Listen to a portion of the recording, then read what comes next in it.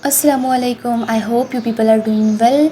सो आज हम lecture number 6 discuss करने जा रहे हैं कोग्निटिव साइकोलॉजी PSY 504 का।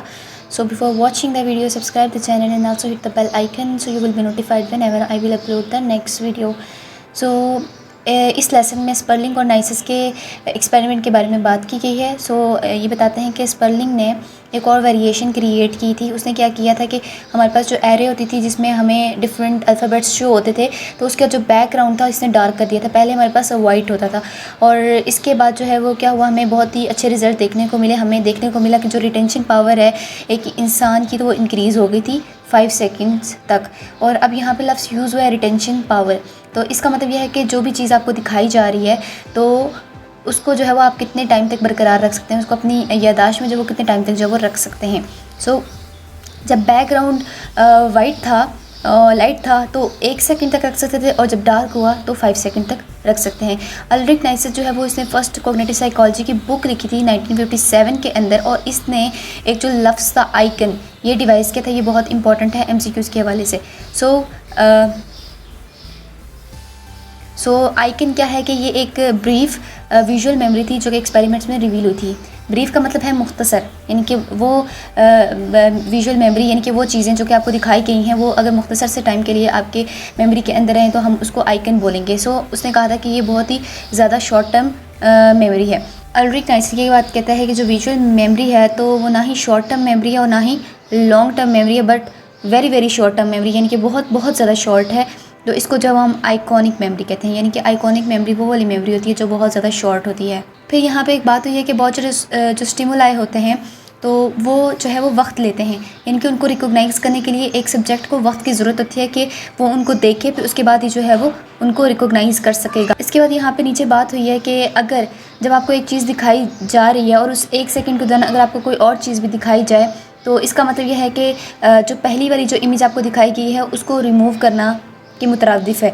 यानी कि आप को अगर नई इमेज दिखाई जा रही है या फिर कोई नई इन्फॉर्मेशन दी जा रही है, उसी 1 सेकंड के अंदर जो पुरानी इन्फॉर्मेशन है वो इरेज हो जाएगी, वो वॉश आउट हो जाएगी, क्योंकि जो जितनी भी इन्फॉर्मेशन होती है वो 1 सेकंड के लिए जो है वो रहती है। और जब आप स्टिमुलस को रिमूव करते हैं तो वो जो इन्फॉर्मेशन होती है तो वो भी जो है वो आपके माइंड से निकल जाती है, अनलेस कि आप उसके ऊपर अटेंशन दें। यहाँ पे बात हुई है सेंसरी स्टोर की। जो सेंसरी स्टोर है तो वो सेंसिटिव है टुवर्ड लाइट, और हम जो है वो हम ये बात नहीं कर सकते कि सेंसरी मेमोरी जो वो कहाँ पर लोकेटेड है ब्रेन के अंदर, बट हम ये कह सकते हैं कि जो सेंसरी विजुअल है तो वो फिज़िकल नहीं है लेकिन फ़िज़िकल फिनोमेना लगता है और ये लाइट की तरफ सेंसिटिव है। फिर यहाँ पे बात हुई है साइकोलॉजिकल टाइम की। साइकोलॉजिकल टाइम से मुराद ये होती है कि ड्यूरेशन और टाइम का ऑर्डर।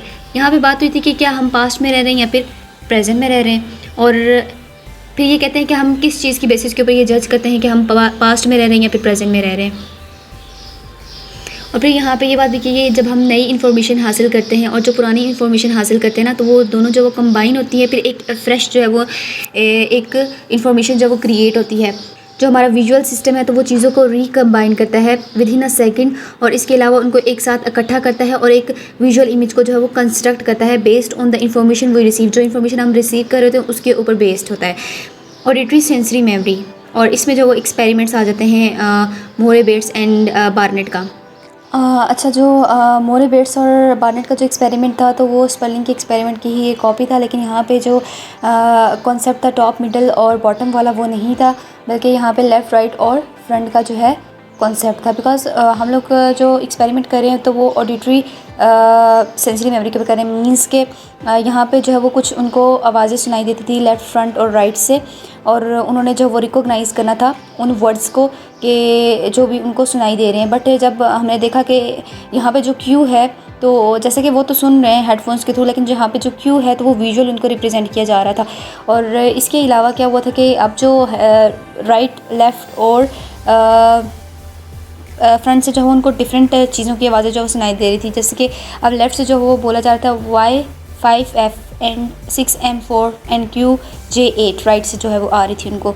तो अब जो है वो मतलब उनको वो आवाज़ें सुनाई दे रही थी और उनको कहा गया था कि वो बताएं कि उन्होंने जो क्या सुना, और 2 तरीके से सुना था, एक पार्शियल रिपोर्ट प्रोसीजर और एक जो होल रिपोर्ट प्रोसीजर था। अब जो होल रिपोर्ट प्रोसीजर था तो इसमें उनको कहा गया था कि आप जो जितने भी आपको आइटम सुनाई दिए गए हैं तो वो आप रिपोर्ट करें।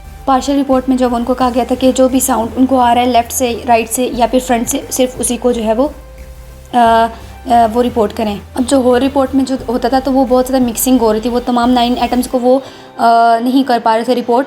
लेकिन पार्शियल रिपोर्ट में जब उनको बताया जा रहा था कि आपने रिपोर्ट करना है, तो जो उनके एक कान में जो आवाज़ आ रही थी वो उसके ऊपर फोकस कर रहे थे, तो उन्होंने जो वो ज़्यादा उसको रिपोर्ट किया था। सो ये जो है वो मतलब एक बहुत ही इंपॉर्टेंस रखता है। फिर नीचे बात हुई है कि जितनी भी इंफॉर्मेशन हमारे पास है तो वो शॉर्ट टर्म सेंसरी मेमोरी के अंदर अवेलेबल है, लेकिन ये बहुत जल्द जो है वो डिके हो जाती है।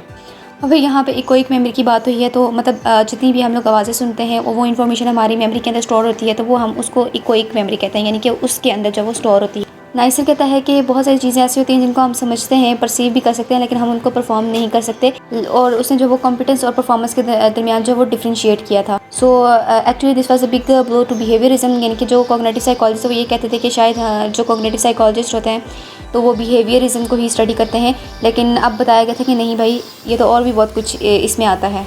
हम मतलब हर एक चीज़ को प्रोसेस कर रहे होते हैं, लेकिन हम उसको प्रोड्यूस नहीं कर पाते। फॉर एग्जांपल अगर हम लोग डिफरेंट वेबसाइट्स के ऊपर जाते हैं, नॉलेज गेन करते हैं, डिफरेंट आर्टिकल्स को पढ़ते हैं, लेकिन हम उसको एज इट इज़ प्रोड्यूस नहीं कर पाते, इवन वो इन्फॉर्मेशन जो प्रोसेस हो रही होती है। और फिर जहाँ पे बात हुई है साइकोलॉजिकल टाइम की, साइकोलॉजिकल टाइम के बारे में मैंने पहले भी बताया था कि ये ऑर्डर होता है और टाइम के बारे में, और यानी कि क्या हम पास्ट में रह रहे हैं या फिर प्रेजेंट में रह रहे हैं। और जो पास्ट है तो यहाँ पे पैसिव टर्म नहीं है, बल्कि हम जितनी भी विजुअल इन्फॉर्मेशन होती है अपने इन्वायरमेंट से जो है वो रिसीव कर रहे होते हैं, that is actually 1 second old. और फिर इसके अलावा जो हम लोग जो ऑडिटरी यानी कि जो इन्फॉर्मेशन हम सुनते हैं तो वो हम लोग को रिसीव कर रहे होते हैं, that is actually 5 second old. तो इन्फॉर्मेशन ना सिर्फ रिसीव की जा रही है बल्कि इसको रिकन्स्ट्रक्ट भी किया जाता है, यानी कि जो भी हम इन्फॉर्मेशन रिसीव करते हैं हम उसको रिकन्स्ट्रक्ट करते हैं, और हम जो है एक फ्रेश जो है वो रियलिटी को क्रिएट कर रहे हैं। सो हर एक आइकन जो है वो सेपरेट एंटिटी है, हर इन्फॉर्मेशन जो है वो डिफरेंट एंटिटी है। जो इन्फॉर्मेशन होती है वो दूसरी इन्फॉर्मेशन के साथ कंबाइन होती है और एक नई चीज़ को जो वो कंस्ट्रक्ट करती है। देखा जाए तो कॉग्निटिव साइकोलॉजी तो वो एक्सपेरिमेंट्स को बहुत ज़्यादा अहमियत देती है। अगर आपका इस लेक्चर से रिलेटेड कोई भी क्वेश्चन है तो आप कमेंट बॉक्स में पूछ सकते हैं, and you can also follow me on Instagram and Facebook. और अगर अभी तक आपने मेरा चैनल सब्सक्राइब नहीं किया तो सबसे पहले तो मेरा चैनल सब्सक्राइब करें, एंड थैंक्स फॉर वॉचिंग। अल्लाह हाफिज़।